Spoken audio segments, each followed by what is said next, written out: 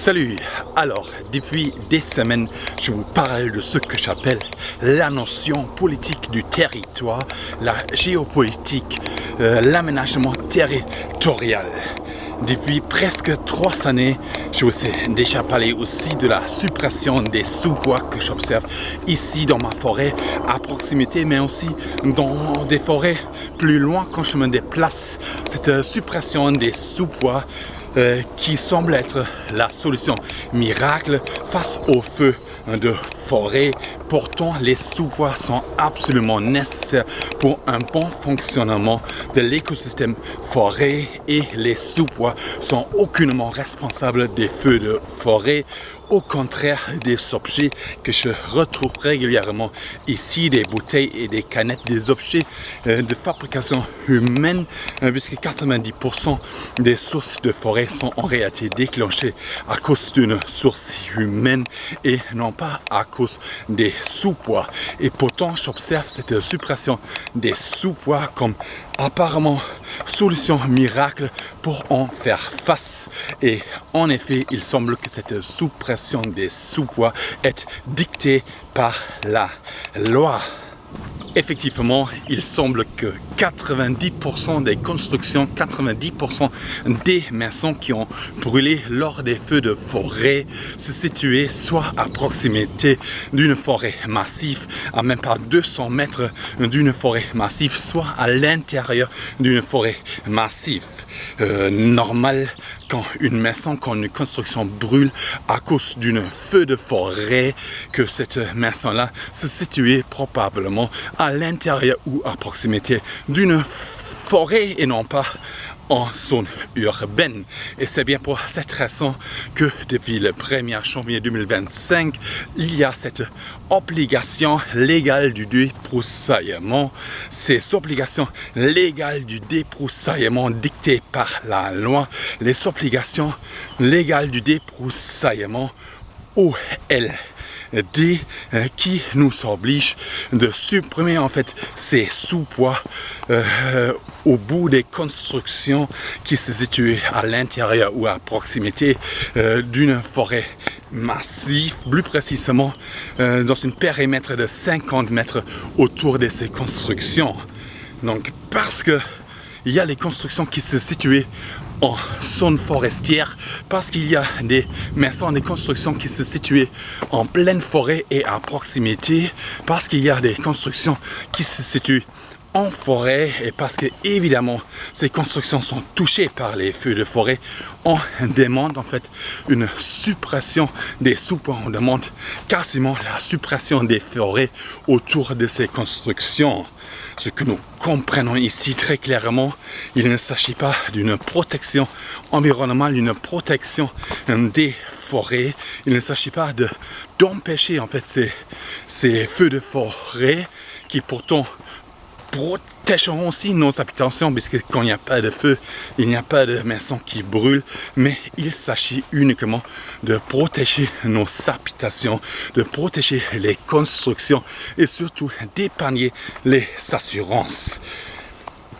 Ces obligations légales du débroussaillement n'ont donc pas pour but la protection de la nature, la protection des forêts et l'empêchement des feux de forêt. Bien au contraire, on consciente ça, mais on veut protéger les maisons, les constructions, on veut épargner les assurances et pour cette raison, on demande cette suppression des sous-bois, on demande cette suppression de la forêt autour des constructions et des maisons qui pourtant se situent en pleine forêt, qui se situent en forêt massive ou à proximité. Donc ça c'est totalement absurde et révoltant, mais en tout cas ça confirme mes observations. Or moi, éco-jogger, moi blogger, je procède plutôt à la protection des forêts et à l'empêchement de ces feux de forêt qui sont nocifs à la fois pour l'écosystème forêt, à la fois pour les forêts, pour la nature, pour l'environnement, à la fois pour nous les êtres humains qui en font partie, à la fois pour nos maisons, nos constructions et en même temps ça va également épargner les assurances en fait. Et pour empêcher les feux de forêt, il faut donc supprimer non pas les sous-bois absolument nécessaires pour un bon fonctionnement de l'écosystème forêt et aucunement responsable de ces feux de forêt, mais il faut empêcher les sources des feux de forêt. Les sources des feux de forêt qui à 90% sont de sources humaines, des bouteilles, des canettes, des choses comme ça que je retrouve régulièrement ici en forêt qui peuvent déclencher les feux de forêt. Il faut ramasser ces sources. Donc voilà, il faut bien se mettre ça en tête. 90% des constructions, des maisons qui brûlent situées en forêt massive, bien évidemment, puisqu'il s'agit des feux de forêt, alors ces maisons se situent en forêt, mais 90% des sources de ces feux sont d'origine humaine. Il faut donc pas supprimer les sous-bois, il ne faut pas supprimer les forêts, mais il faut supprimer ces sources de forêt. Et c'est ça que je vais faire encore aujourd'hui grâce à mon éco-jogging. C'est parti.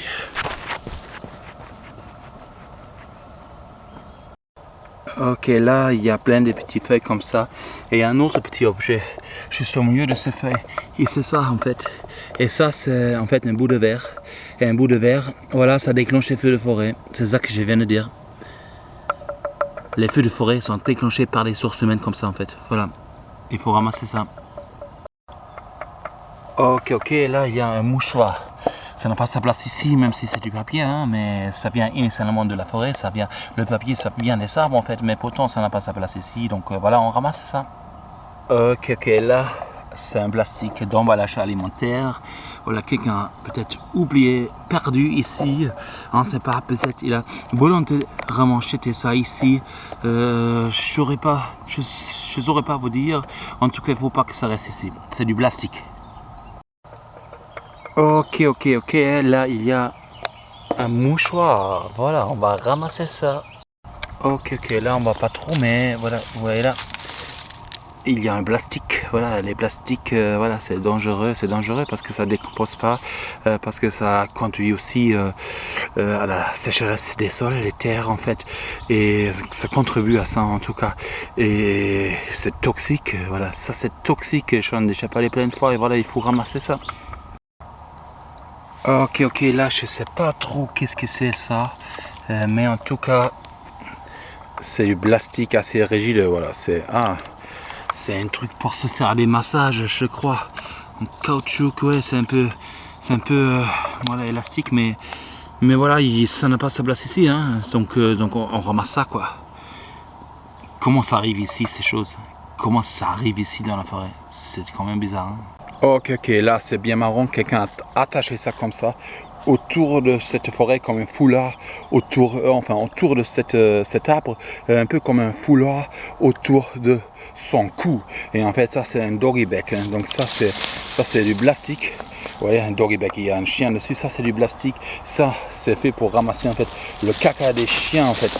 C'est fait pour ramasser le caca des chiens en ville, hein, en ville. Parce que là sur les trottoirs c'est pas très joli, mais si en pleine forêt en fait ça sert à rien. En pleine forêt il faut pas laisser ces choses là, et en pleine forêt c'est mieux que les chiens font le caca en fait dans la nature et ça décompose. Mais en revanche laisser en fait ces plastiques là comme ça dans la forêt, les attacher en plus, en fait c'est même pas perdu, c'est volontairement installé ici, en fait c'est vraiment débile. Voilà, il faut pas laisser ça quoi, c'est vraiment débile.